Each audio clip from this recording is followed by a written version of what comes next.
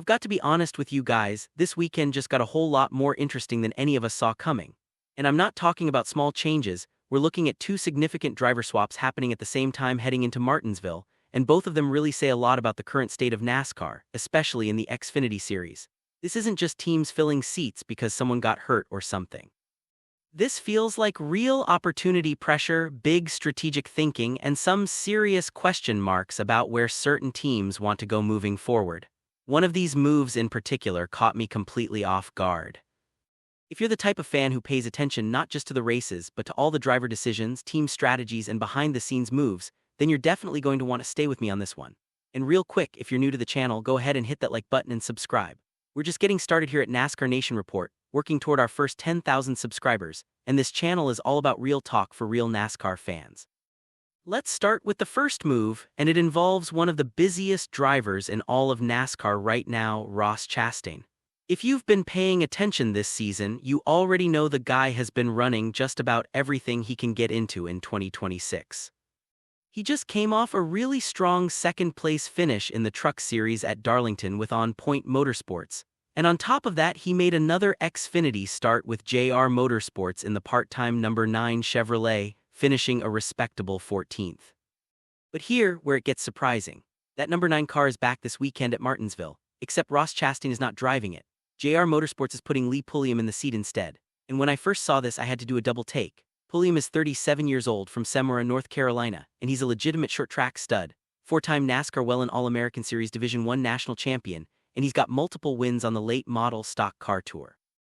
The guy knows how to race on bullrings, but his National Series experience is basically from a long time ago, only 6 starts back in 2014 in what was then the K&N Pro Series East.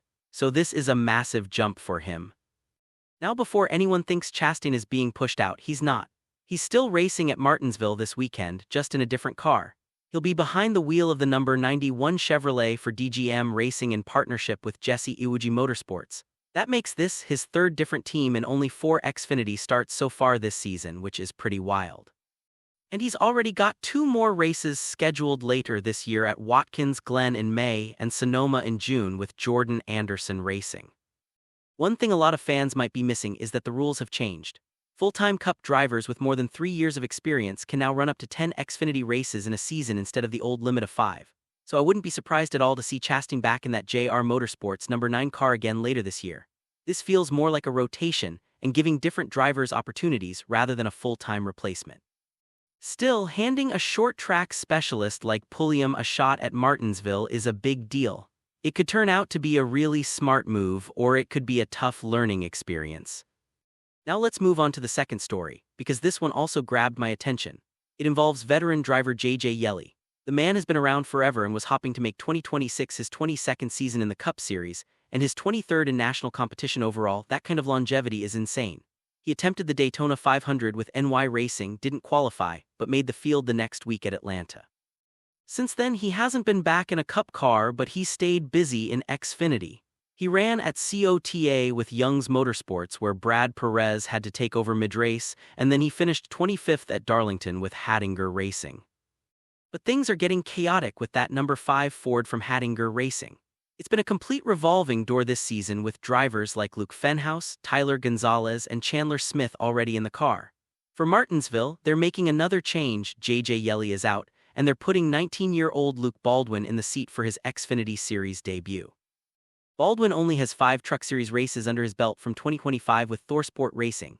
His best finish was 12th at Pocono, and he does have some experience at Martinsville already where he finished 22nd last year. So he's not going in completely blind, but jumping from truck straight into an Xfinity car at one of the toughest short tracks on the schedule is still a serious challenge. And just like with the first situation, there's no long-term commitment here.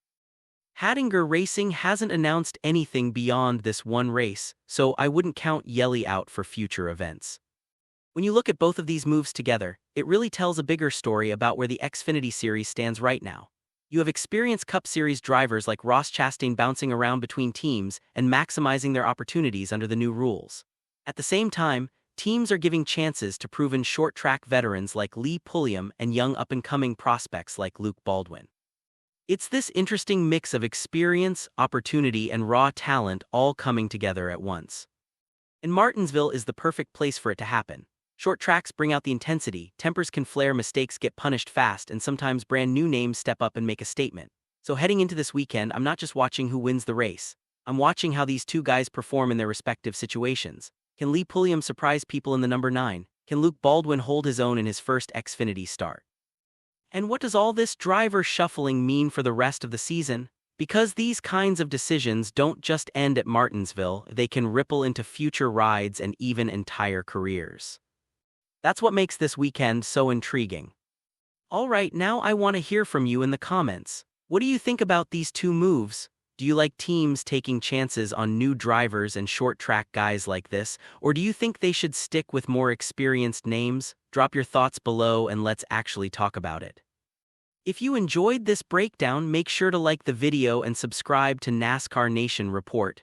We're just getting started and building something special here for fans who love real NASCAR talk. I'll see you in the next one. Let's go racing.